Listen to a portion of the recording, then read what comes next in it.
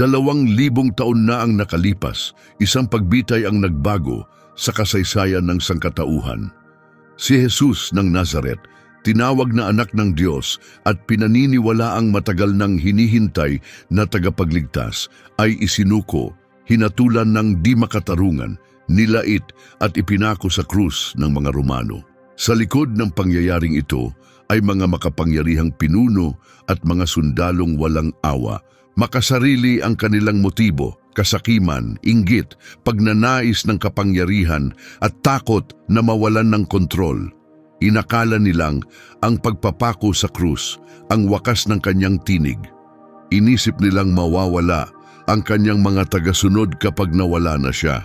Ngunit ang kanyang kamatayan ay hindi pagkatalo. Ito ang simula ng isang bagay na walang hanggan. Gayunpaman, malinaw sa banal na kasulatan at sa mga tala ng kasaysayan ang madilim na katotohanan. Bawat isa sa mga sangkot sa kanyang pagpatay ay humarap din sa sariling pagbagsak, madalas kasing lupit at sakit ng kanilang ginawa. Sabi sa Galacia 6:7, "Huwag kayong padaya, hindi maaaring lokohin ng Diyos. Kung ano ang itinanim ng tao, siya rin ang aanihin." Ngayon, susuriin natin ang Biblia, mga kasulatan sa kasaysayan at mga dokumento ng unang iglesia upang ipakita ang kakilakilabot na katapusan ng mga lalaking responsable sa kamatayan ni Jesus at ang kahangahangang biyayang inalok pa rin sa kanila. Kung mahal mo ang katotohanan mula sa salita ng Diyos, manatili ka hanggang dulo. Huwag kalimutang i-like ang video, mag-subscribe para sa iba pang mensahe mula sa Biblia at i-share ito para malaman din ng iba ang katotohanan. At sa comments sabihin mo, tinatanggap mo ba ang awa ng Diyos o pinipili mong harapin ang kanyang hustisya? Simulan na natin. Una ay si Judas Iscariote ang nagkanulo sa kanya. Ang pangalan niya ay naging simbolo ng pagtataksil.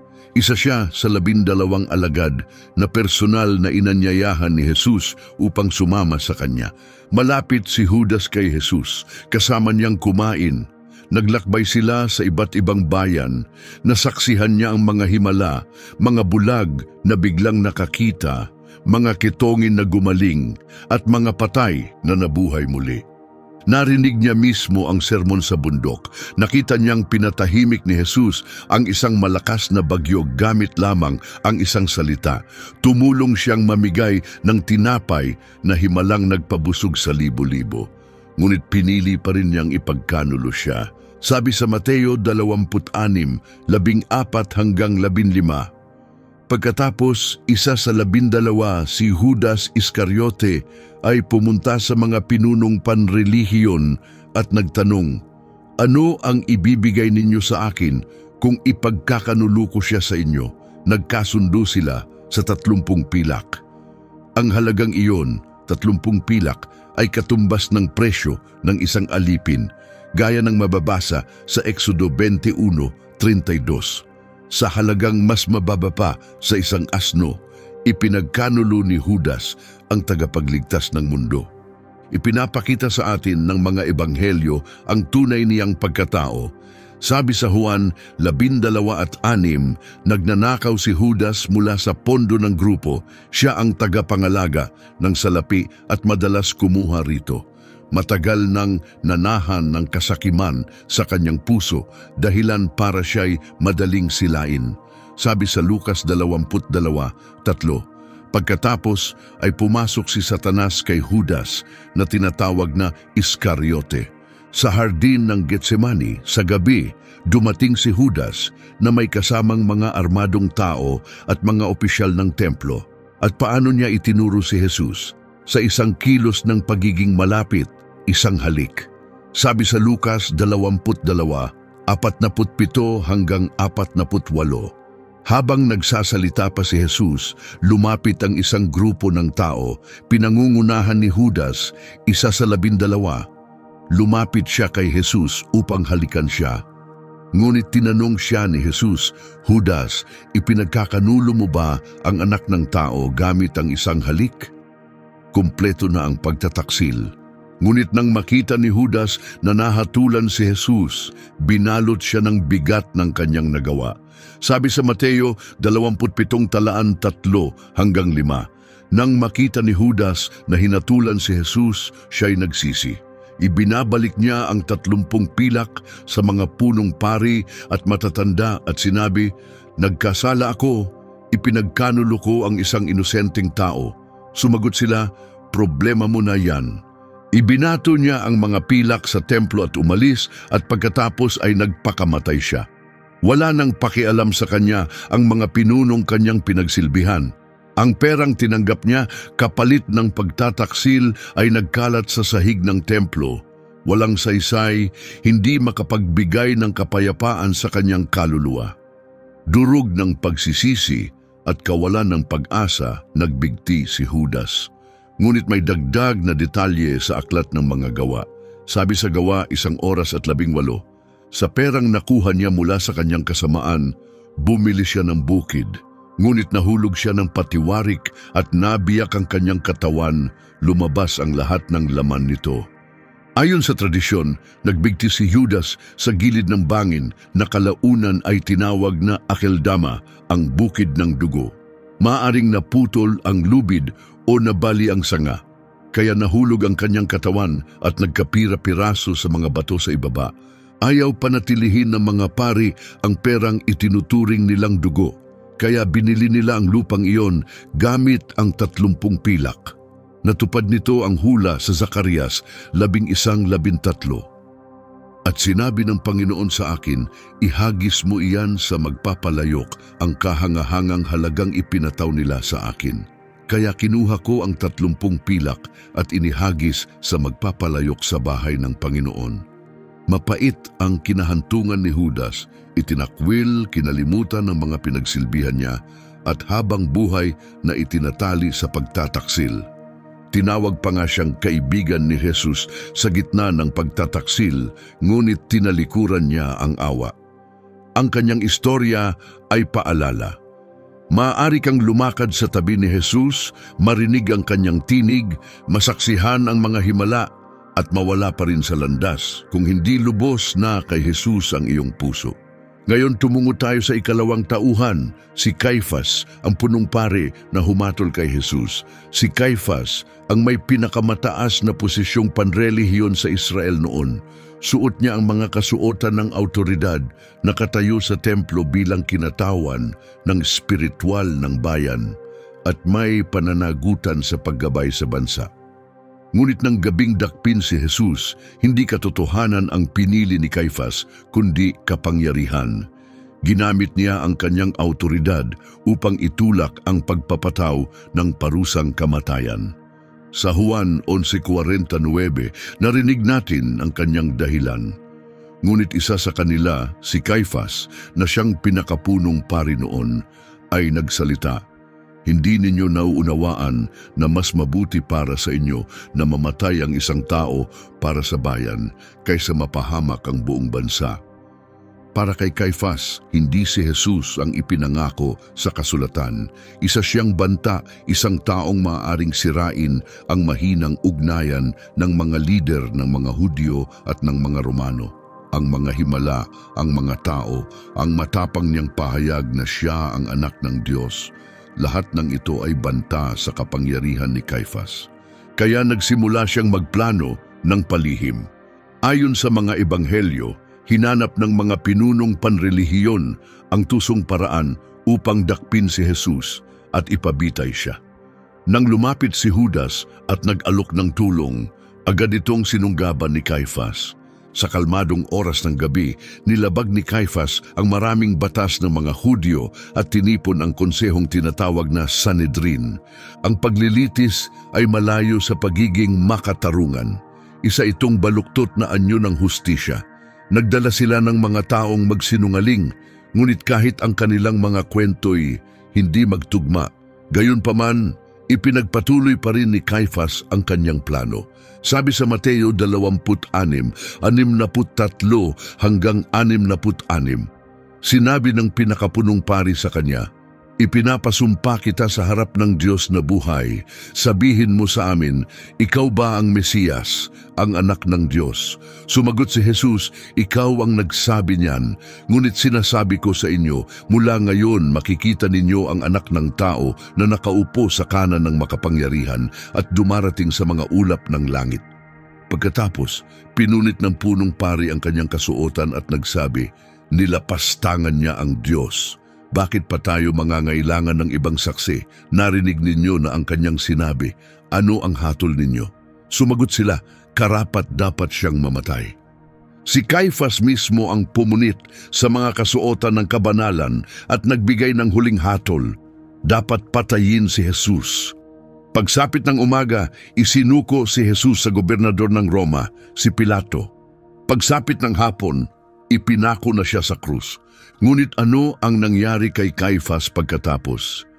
Walang binabanggit ang kasulatan tungkol sa kanyang kinahinatnan, ngunit ayon sa historiador na Hudyo na si Josephus, ilang taon lang ang lumipas at inalis siya sa kapangyarihan ng isang opisyal na Romano na nagngangalang Vitellius.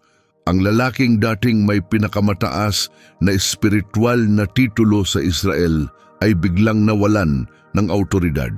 Nang matanggal siya, mabilis ding nawala ang impluensya niya sa mga tao.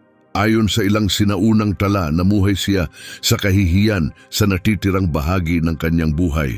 May ilang ulat na nagsasabing hindi niya kinaya ang kahihiyan at nagpakamatay siya. Ayon sa iba, siya ay nagkasakit at ang kanyang pangalan ay naging sumpa sa mga tao. Siya ang lalaking binigyan ng tungkulin upang panatilihin ang batas ng Diyos, pamunuan ng bansa at gampanan ang papel ng punong pari. Ngunit nang humarap sa kanya ang tunay na punong pari, si Caifas ang nagsabing siya ay may sala. Kaya ang kanyang alaala ay naging simbolo ng kahihiyan, hindi dahil ipinaglaban niya ang katotohanan, kundi dahil tumulong siyang hatulan ng kamatayan ang mismong katotohanan. Ngayon ay lilipat tayo kay Anas, ang lalaking kumikilos sa likod ng mga anino. Siya ang biyenan ni Caifas at dati ring humawak ng parehong makapangyarihang posisyon bilang punong pari. Mula AD 6 hanggang AD 15, si Anas ang pangunahing autoridad panrelihiyon sa Israel. Bagamat inalis ng Roma ang kanyang formal na titulo, hindi niya isinuko ang kontrol. Sa katunayan, sabi sa Juan 18, dinala muna nila si Jesus kay Anas, ama ng asawa ni Caifas, na punong pari noong taon na yun. Nang dakpin ng mga sundalo si Jesus sa hardin, hindi siya agad dinala kay Caifas. Sa halip, dinala siya kay Anas. Bakit? Dahil si Anas pa rin ang humahawak ng mga sinulid sa likod ng eksena. Kahit wala na siyang opisyal na posisyon, napakalaki pa rin ng impluensya niya sa konsehong Hudyo. Higit pa siya sa dating punong pari, isa siyang bihasang politiko. Ayon sa kasaysayan, 5 sa kanyang mga anak at ang kanyang manugang na si Caifas ay naging punong pari rin. Ang pagiging pari ay naging isang pamilyang imperyo at si Anas ang nasa tuktok. Nang tanungin niya si Jesus, matalim at direkta siya. Sabi sa Juan 18:19, tinanong ng punong pari si Jesus tungkol sa kanyang mga tagasunod at sa kanyang itinuturo. Ngunit hindi siya interesado sa katotohanan, nais lang niyang makakuha ng bagay na magagamit laban sa kanya. Kalma at may kumpiyansang sumagot si Jesus, lagi akong nagtuturo ng hayagan. Nagturo ako sa mga sinagoga at sa templo kung saan nagtitipon ng lahat. Bakit mo ako tinatanong? Tanungin mo ang mga nakarinig sa akin. Juan 18:20-21. Hindi iyon ang sagot na gusto ni Anas. Kaya matapos ang maikli ngunit tensyong usapan, ipinadala niya si Jesus na kagapos kay Caifas para magsimula ang formal na paglilitis. Hindi binanggit ng Biblia kung paano nagtapos ang buhay ni Anas, ngunit may mga pahiwatig mula sa kasaysayan at tradisyon.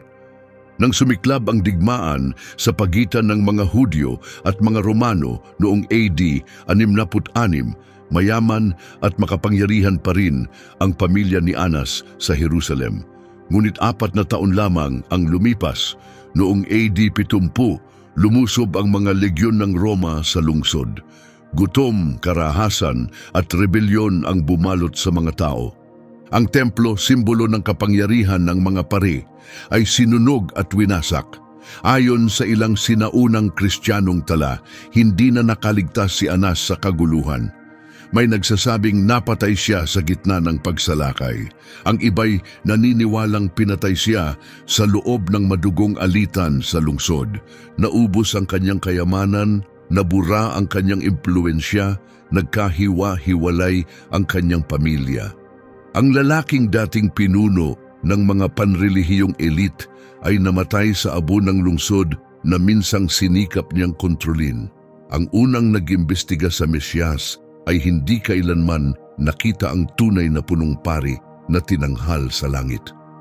Ang iniwang babala ni Anas, maaari kang magkaroon ng autoridad sa mga banal na bagay, ngunit hindi kailanman makilala ang Diyos na nasa likod ng mga ito.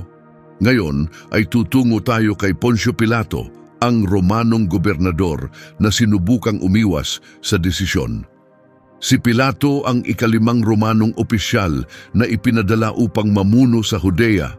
Hinirang ni Emperador Tiberio upang pamahalaan ang isang lalawigang puno ng tensyong panrelihiyon. Nakatira siya sa baybaying lungsod ng Cesarea, ngunit bumibisita sa Jerusalem tuwing pista upang mapanatili ang kaayusan. Ang kanyang pamumuno ay puno ng kaguluhan. Ayon sa sinaunang mga tala, kilala siya bilang malupit, hindi marunong makisama at walang respeto sa paniniwalang Hudyo. Sabi ni Philo ng Alexandria, isang pilosopong Hudyo noon, si Pilato ay sakim, kilala sa karahasan, pandarambong kalupitan, mga walang basehang atake at palagiang pagbitay ng walang paglilitis. Ngunit sa araw na humarap sa kanya si Jesus, naharap si Pilato sa pinakamahalagang desisyon sa kanyang buhay. Dinala ng mga lider ng mga Hudyo si Jesus na may mga paratang, ngunit nakita ni Pilato ang totoo. Alam niyang selos at politika lang ang motibo. Sabi sa Juan 10:33, 36 hanggang 37 ang bahagi ng kanilang pag-uusap. Bumalik si Pilato sa palasyo at ipinatawag si Jesus. Tinanong niya, "Ikaw ba ang hari ng mga Hudyo?" Sumagot si Jesus, "Ang kaharian ko ay hindi mula sa mundong ito. Ako'y isinilang para sa layuning ito upang ipahayag ang katotohanan." Nabagabag si Pilato. Sa mga ebanghelyo, 3 beses niyang idineklara na inosente si Jesus. Sa Lucas 23:22, sinabi niya, "Bakit? Ano bang kasalanan ang ginawa niya? Wala akong nakikitang dahilan upang hatulan siya ng kamatayan. Papaalurin ko siya pagkatapos parusahan." Ngunit hindi tumigil ang mga tao.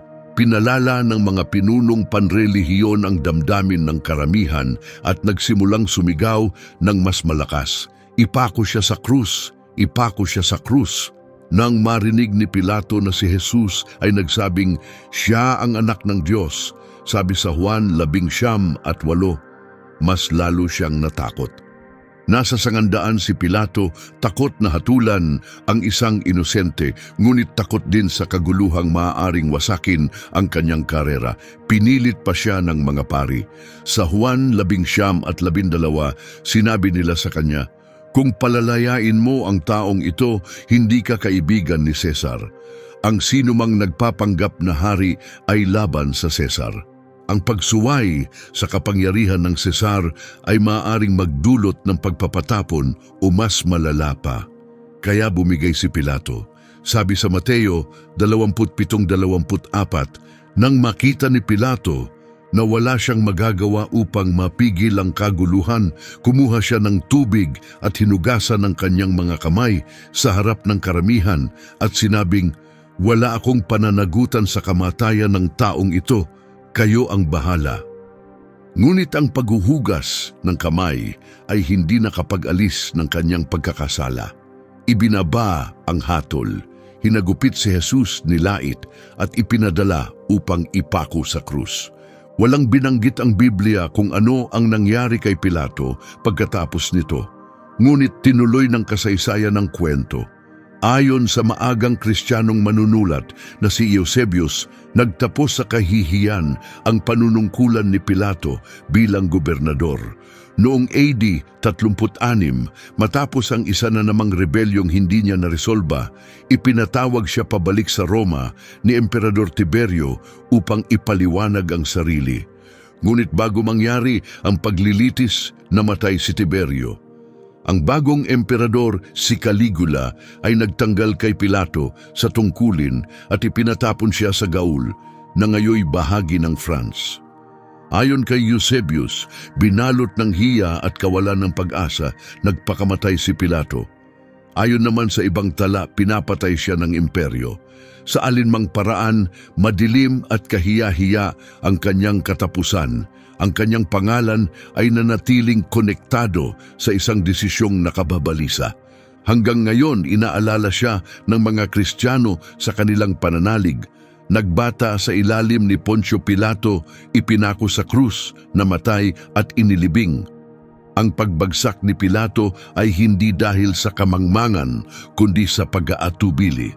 Nakita na niya ang katotohanan, nakausap niya si Jesus, at sa kabila ng lahat, pinili pa rin niya ang kanyang posisyon kaysa sa katarungan. Ang kanyang buhay ay nagtuturo ng isang makapangyarihang aral. Ang pananahimik sa harap ng katotohanan ay isa ring desisyon at maaring magtagal habang buhay. Ngayon dumako tayo sa ikalima, si Herodes Antipas, ang haring lumait. Si Herodes Antipas ay anak ni Herodes na dakila, ang hari na nag-utos ng pagpatay sa mga sanggol sa Bethlehem matapos ipanganak si Jesus. Namanan ni Antipas ang bahagi ng kaharian ng kanyang ama at namuno bilang tetrarka sa Galilea at Perea. Siya ang nagpahuli kay Juan Bautista at kalaunan ay nagpapatay dito. Pinatutunayan ito sa Marcos 6, 27 hanggang 28. Sa Lucas 23, 8 hanggang 11, ganito ang tagpo. Nakatayo roon ang mga pinunong panrelihiyon at mariing inaakusahan si Jesus. Si Herodes at ang kanyang mga kawal ay nilait siya. Nilapastangan nila siya, binihisan ng marangyang balabal at ibinalik kay Pilato. Para kay Herodes, si Jesus ay hindi isang tagapagligtas na karapat-dapat igalang, isa lamang siyang palabas, isang aliw. Nang hindi gumawa ng himala si Jesus ayon sa kanyang gusto, nakiisa si Herodes sa kanyang mga kawal sa panlilibak. Binihisan nila siya ng magarang kasuotan habang pinagtatawanan ang ideya na ang tahimik na lalaking ito'y maaaring tunay na hari. Hindi lamang ito paghamak, ito'y ganap na pagtanggi sa pagiging hari ni Jesus at sa awa na nasa harapan na niya. Ayon sa kasaysayan, ang huling yugto ng buhay ni Herodes Antipas ay kasing baba ng pagtrato niya kay Kristo. Ayon kay Josephus, nawala kalaunan kay Herodes ang suporta ni Emperador Caligula. Inakusahan siya ng kanyang sariling pamangkin, si Herodes Agrippa I, ng pagtatangkang maghimagsik. Dahil dito, inalis ng emperador ang lahat ng kanyang titulo at ari-arian. Siya at ang asawang si Herodias ay ipinatapon sa Gaul, na ngayon ay bahagi ng France. Malayo sa karangyaan ng korte sa Galilea, namatay si Herodes sa isang banyagang lugar, wala ng kapangyarihan at kinalimutan. Sabi ng tradisyon, namatay siya sa kalungkutan at pagsisisi, isang dating pinuno na nawalang lahat ng taglay. Nagkaroon si Herodes Antipas ng pagkakataong makinig kay Juan Bautista at pakinggan ang katotohanan mula mismo kay Jesus. Ngunit sa halip, pinatahimik niya ang propeta at nilait ang hari. Sa huli, ang koronang ayaw niyang ibaba sa kababaang loob ay sa pilitang inalis sa kanya. Ngayon, dumako tayo sa pang-anim, ang mga sundalong Romano, mga bihasang mandirigma, bahagi sila ng mga legyon ng imperyo. Sanay na sila sa mga pagbitay. Para sa kanila, isa lamang itong pangkaraniwang araw. Marami na silang ipinakong tao sa krus at ang kanilang mga puso ay naging manhid dahil sa taon ng karahasan. Ngunit ang araw na iyon ay hindi tulad ng iba. Noong araw na iyon, pinahirapan nila ang anak ng Diyos. Ipinakita sa mga ebanghelyo kung gaano sila kalupit. Sabi sa Mateo 27:27 hanggang 31. Pagkatapos, dinala si Jesus sa loob ng palasyo ng gobernador at tinipon ang buong grupo ng kawal sa paligid niya. Hinubaran nila siya at sinuotan ng pulang balabal. Nilikha nila ang koronang tinik, inilagay sa kanyang ulo at binigyan siya ng patpat na parang setro. Lumuhod sila sa harap niya sa huwad na pagsamba at nilait siya, sumisigaw ng mabuhay ang hari ng mga Hudyo. Pagkatapos ay dinuraan nila siya, kinuha ang patpat at hinampas siya sa ulo. Nang matapos sila, inalis nila ang balabal, ibinalik ang kanyang damit at inakay siya patungo sa krus. Sila rin ang mismong nagpako ng mga pako sa kanyang mga kamay at paa, nagangat sa krus at nanood habang siya'y naghihingalo. Habang siya'y namamatay, sila'y nagpalabunutan para sa kanyang damit. Tinupad ang sinabi sa awit 22:28. Pinaghati-hatian nila ang aking mga kasuotan at nagpalabunutan sa aking kasuutan. At gayon paman, hindi lahat sa kanila'y umalis na pareho pa rin. Sabi sa Mateo 27:54. Nang makita ng opisyal at ng mga bantay na kasama niya ang lindol at lahat ng nangyari, sila'y lubhang natakot at nagsabi, tunay ngang ito ang anak ng Diyos na.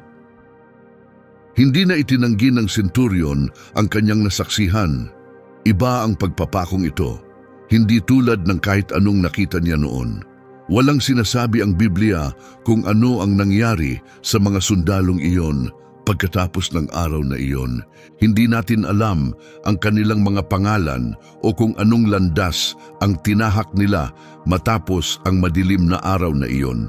Ngunit ayon sa mga unang tala ng iglesia at sa tradisyon ng kasaysayan, marami sa mga sangkot sa pagpapako kay Jesus ay hindi na nabuhay ng matagal pa. Ang ilan ay napatay sa mararahas na pag-aalsa sa loob ng Judea. Ang iba na may namatay sa mga digmaan sa malalayong lugar habang lumalaban sa mga kaaway ng Roma. Mayroon ding bigla at trahedyang sinapit, mga aksidente, sakuna, mga pangyayaring naging matinding paalala na maaring matagalan ang paghuhukom ng Diyos, ngunit tiyak itong darating. Sa sistemang militar ng Roma, ang mga sundalong naatasang magsagawa ng mga bitay ay kadalasang itinuring na palitan lang. Kadalasan silang ipinapadala sa mga pinakadelikadong labanan at para sa mga nagpako sa hari ng kaluwalhatian, wala ni isa ang makakaiwas sa huling paghuhukom. Sabi sa Hebreo 10:32 hanggang 33 ang babalang ito. Sabi ng Panginoon, akin ang paghihiganti, ako ang gaganti. At muli, hahatulan ng Panginoon ang kanyang bayan. Kakilakilabot ang mahulog sa mga kamay ng buhay na Diyos. May aral na dala ang mga sundalong Romano, isang aral na nakakapagpagising. Maari kang tumayo sa gitna ng kasaysayan, masaksihan ang pinakadakilang sakripisyong ginawa at umalis pa ring hindi nagbago. Ngunit hindi lahat ay ganoon dahil para sa hindi bababa sa isang senturyon, ang krus ay hindi wakas. Ito ang naging simula ng pananampalataya. 7. Ang mga tao at ang kanilang mga pinuno, hindi lang si Judas o ang mga pari o si Pilato ang may kamay sa kamatayan ni Jesus. Kasama rin ang mga tao sa karamihan. Marami sa kanila ang nakakita mismo ng mga himala niya. Ang ilan ay kumain ng tinapay na pinarami niya. Ang iba na may gumaling sa kanyang paghipo. Ngunit nang siya'y humarap sa kanila, bugbog, tahimik at may koronang tinik, pinili nilang ang iba. Sa Mateo 27:21 hanggang 23, tinanong ni Pilato, "Sino sa dalawa ang gusto ninyong palayain ko sa inyo?" Sumagot sila, "Si Barabas." Muli siyang nagtanong, "Ano ang gagawin ko kay Jesus na tinatawag na Mesiyas?" At sumigaw silang lahat, "Ipako siya sa krus." Muling nagtanong si Pilato, "Bakit? Anong kasalanan ang ginawa niya?" Ngunit lalo pa silang sumigaw, "Ipako siya sa krus." At narinig ang isang pahayag na umalingaw-ngaw sa kasaysayan. Sa Mateo 27:25, isinulat ito, "Sumagot ang lahat ng tao, ang kanyang dugo ay mapasa atin at sa aming mga anak." Hindi lang iyon pahayag ng pagkakasala, ito'y naging hula. Pagkalipas ng halos 40 taon, natupad ang babala ni Jesus. Sa Lucas 15:41 hanggang 44, lumuluha si Jesus habang tinitingnan ng Jerusalem at sinabi, "Darating ang mga araw na paliligiran ka ng iyong mga kaaway. Palilibutan kanila at gigibain. Wawasakin kanila at walang maiiwang bato sa ibabaw ng isa pa, sapagkat hindi mo kinilala ang panahon ng pagdalaw ng Diyos sa iyo." Pagkatapos, noong 66 AD, sumiklab ang rebelyon sa Judea laban sa pamumuno ng Roma. Noong AD 70, pinalibutan ng hukbo ni General Tito ang Jerusalem. Ayon sa mananalaysay na si Josephus, dumami ang tao sa lungsod dahil sa mga bumisita para sa Paskwa, ngunit natrap sila sa loob ng mga pader. At dumating ang taggutom na wala ang pagkain, nag-agawa ng mga tao sa mumo. Ang ilan ay gumawa ng di maisip na mga bagay upang mabuhay. Sa labas ng lungsod, araw-araw ay daan-daang tao ang ipinapako sa krus ng mga Romano. Napuno ng krus ang mga burol hanggang sa maubos ang kahoy na magamit. Sa huli, nawasak ng mga Romano ang mga pader. Sinundan ito ng matinding karahasan. Isinulat ni Josephus na mahigit 1,000,000 tao ang namatay dahil sa gutom, espada o krus. Ang mga nakaligtas ay ibinenta bilang alipin o dinala sa Roma upang patayin sa mga arena. Ang templo, puso ng pagsamba ng Israel, lugar ng presensya ng Diyos, ay sinunog hanggang sa tuluyan itong bumagsak. Ang ginto sa loob nito'y natunaw at tumulo sa pagitan ng mga bato, at sa kanilang kasakiman, giniba ito ng mga sundalo, bato sa bato. Nang hindi nila alam, tinutupad nila ang hula ni Jesus sa Mateo 24:2. Walang matitirang batong nakapatong sa isa pa, ang lahat ay gigibain. Ang karamihan ay minsang sumigaw, "Ang kanyang dugo ay mapasa atin at sa aming mga anak." At noong AD 70, ang sigaw na iyon ay bumalik bilang apoy at pagkawasak. Ngunit kahit sa gitna ng lahat ng ito, may sinag pa rin ng biyaya. Maaaring sumaiyo ang dugo ni Jesus, hindi para sa hatol, kundi para sa kaligtasan. Ilang linggo lang matapos ang pagpapako sa pista ng Pentecostes, tumayo si Pedro sa parehong lungsod at ipinangaral ang ebanghelyo sa mga tao. Ang ilan marahil ay bahagi ng karamihang tumawag sa kamatayan ni Jesus.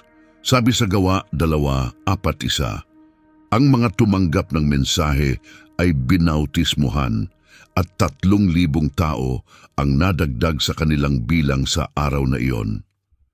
Ang parehong lungsod na minsang sumigaw para sa kamatayan ni Jesus ay nasaksihan ang libo-libo na nabuhay sa pamamagitan ng kanyang pangalan. Ang kinahinatnan ni Judas, Caifas, Anas, Pilato, Herodes, ng mga sundalo at ng karamihan ay nagpapakita ng isang seryosong katotohanan. Maaaring mukhang natatagalan ang hustisya ng Diyos, ngunit kailanmay hindi ito pumapalya. Paalala sa atin ng Galatia 6:7, huwag kayong padaya. Ang Diyos ay hindi maaaring pagtawanan. Kung ano ang itinanim ng tao, siya rin ang aanihin. Maaaring abutin ito ng taon o dekada, ngunit wala ni isa ang makatatakas sa hustisya ng Diyos. Ani Judas, siya ay nag-ani ng kawalan ng pag-asa. Si Caifas ay nakita ang pagbagsak ng kanyang kapangyarihan. Si Anas ay nawala ang lahat. Si Pilato ay ipinatapon. Si Herodes ay nagtapos sa kahihiyan. Ang mga sundalo ay humarap sa kamatayan. Ang mga tao ay nakita ang pagkawasak ng kanilang lungsod. Ngunit ang krus ni Jesus ay hindi lang larawan ng katarungan, ito rin ay larawan ng awa.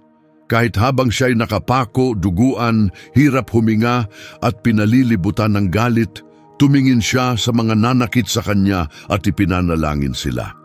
Sabi sa Lucas 23:34 ang kanyang mga salita, "Ama, patawarin mo sila, hindi nila alam ang kanilang ginagawa." Isipin mo iyon, ang mismong mga taong humampas sa kanya, dumura sa kanya, nilait siya at nagpako sa kanya sa kahoy, sila ang ipinagdasal niya. At ang panalangin iyon ay hindi hungkag.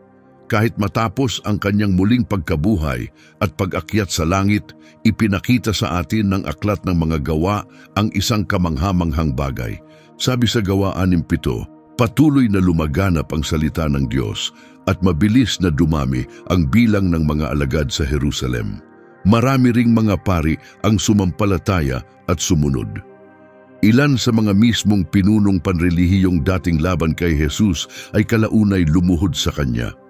At sa mismong krus, isang opisyal na Romano, marahil lang nag-utos na iangat ang krus, ay labis na naapektuhan sa kanyang nasaksihan. Sabi sa Lucas 23:47, walang alinlangan, ang taong ito ay inosente, at idinagdag ni Mateo ang kanyang mga salita. Tunay ngang ito ang anak ng Diyos. Dumating ang hatol ng Diyos, ngunit dumating din ang kanyang awa, malayang iniaalok sa sino mang handang lumapit sa kanya, at ang parehong paanyaya ay bukas pa rin ngayon. Ang mga taong nagpako kay Jesus ay inakala nilang pinipigilan nila ang kanyang misyon. Sa katunayan, tinapos nila ito. Sinubukan nilang patahimikin siya, ngunit sa halip, ang kanyang mensahe ay umalingaw-ngaw sa buong kasaysayan. Bawat imperyong nagtangkang supilin, siya ay naglaho na. Bawat pinunong nais burahin, ang kanyang pangalan ay matagal nang wala. Ngunit ang pangalan ni Jesus ay patuloy na binibigkas sa buong mundo, sa bawat wika.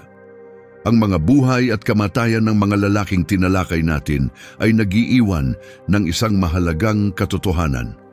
Bawat tao ay haharap isang araw sa hukom ng buong sangnilikha. Ganito ang pagkakasabi sa Hebreo 27. Itinakda na sa tao na minsang mamatay at pagkatapos ay ang paghuhukom. Kaibigan, darating din ang oras mo.